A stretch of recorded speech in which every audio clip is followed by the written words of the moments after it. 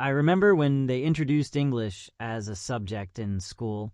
It happened when I moved to the next class. At first, I thought, why is this useless language added? It will only cause more burden on us. My friends also felt the same way. We thought it was just another subject to memorize, full of rules we didn't understand and words that made no sense to us. Our teacher, Mrs. Diana, came into the class one day and said, "From this year, you will learn English. It is an important language, and it will help you in the future." I didn't believe her. How can this language, which no one speaks in my town, be important? I thought.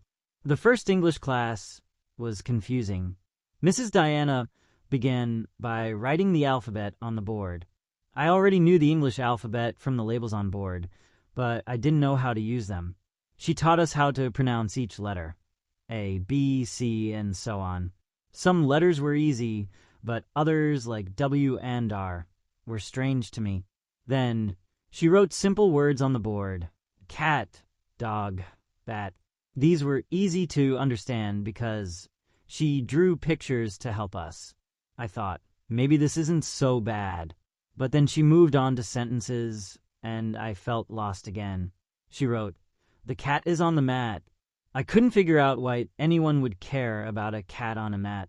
As the weeks passed, we started learning grammar. That was the hardest part for me. I couldn't understand why English sentences were so different from our language. For example, in English we say, "I am going to school," but in my language we say it differently. The order of words confused me, and I often made mistakes. Mrs. Diana was patient, but I felt frustrated. One day, I raised my hand and said, "Why do we need to learn English? We never use it outside school." She smiled and replied, "You may not need it now, but one day it will open many doors for you." Trust me, I didn't understand her words at the time, but I didn't argue either. One day, everything changed. Mrs. Diana brought a small book to class. It was an English storybook with colorful pictures. She asked us to read a story aloud, one by one. When my turn came, I stumbled over the words. My classmates laughed, and I felt embarrassed. But Mrs. Diana said, "It's okay. Keep trying."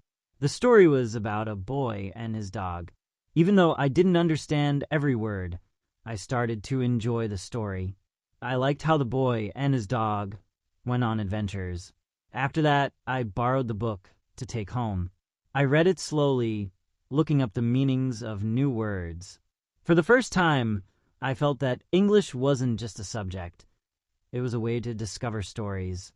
Around this time, I also started hearing English outside the classroom.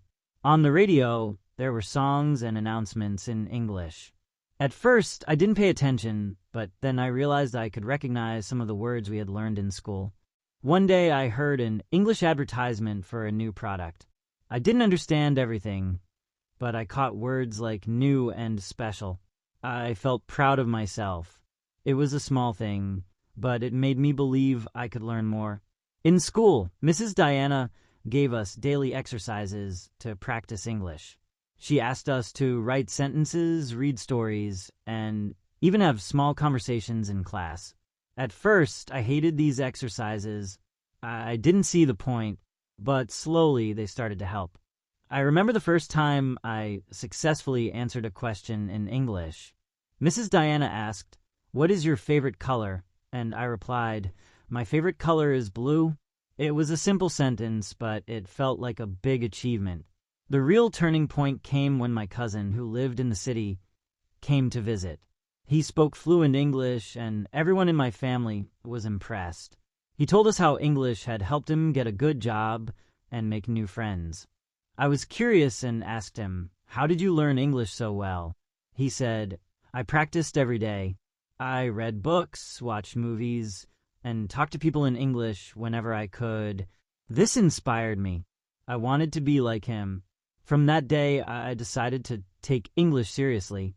After my cousin's visit, I decided to improve my English. I went to the school library and borrowed an English storybook. It was a thin book with short, simple stories. At first, I struggled to understand.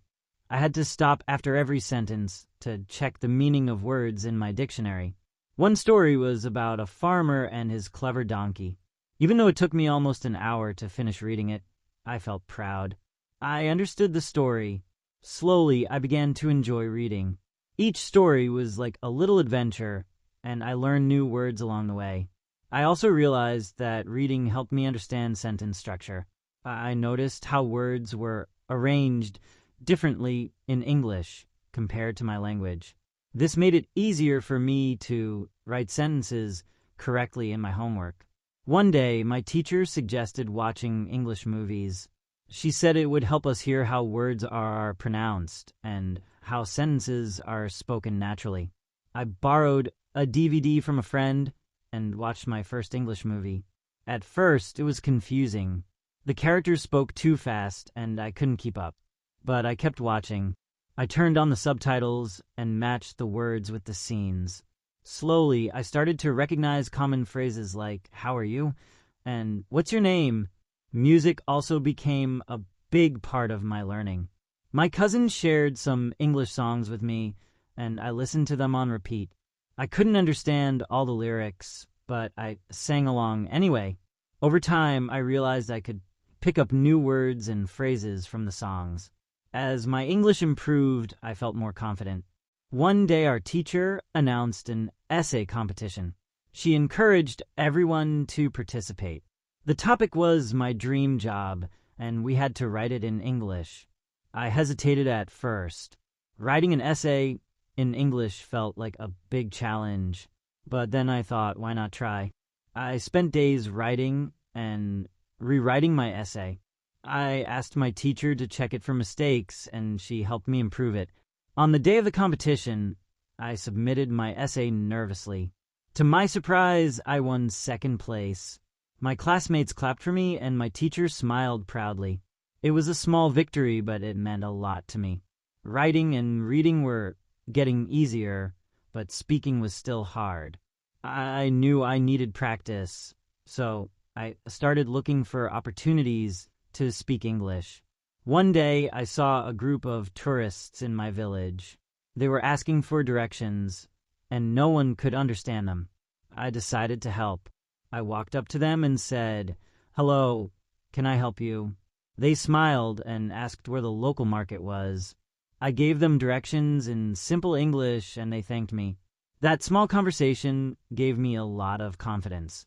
From then on, I tried to talk to anyone who spoke English. Sometimes I made mistakes, but people were kind and patient. Learning English wasn't always easy. There were times when I felt frustrated. Grammar rules, especially tenses, confused me. Why was it I have eaten in one case and I ate in another? I asked my teacher so many questions that she joked, "You're making me work harder than anyone else." There were also moments when I felt embarrassed. Once, I mispronounced a word during a class presentation and everyone laughed. I wanted to stop speaking, but my teacher said, "Don't worry. Mistakes mean you are learning." Her words encouraged me to keep trying. Over the years, my hard work paid off. By the time I reached high school, I could speak, read, and write English fluently. I participated in debates, wrote essays, and even helped my classmates with their English homework. One of my proudest moments was when I gave a speech in English during a school event. The topic was the importance of education, and I spoke confidently. My parents were in the audience, and I could see how proud they were. Outside school, I began teaching English to younger students in my village. I wanted to help them the way my teachers had helped me.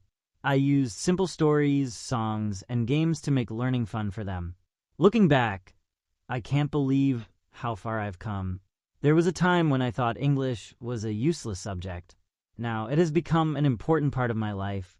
It has given me confidence, opened new opportunities, and connected me to people from different cultures. I often think about Mrs. Diana and her patients.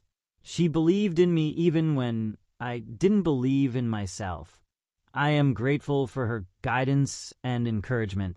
To anyone who is learning English, I want to say this.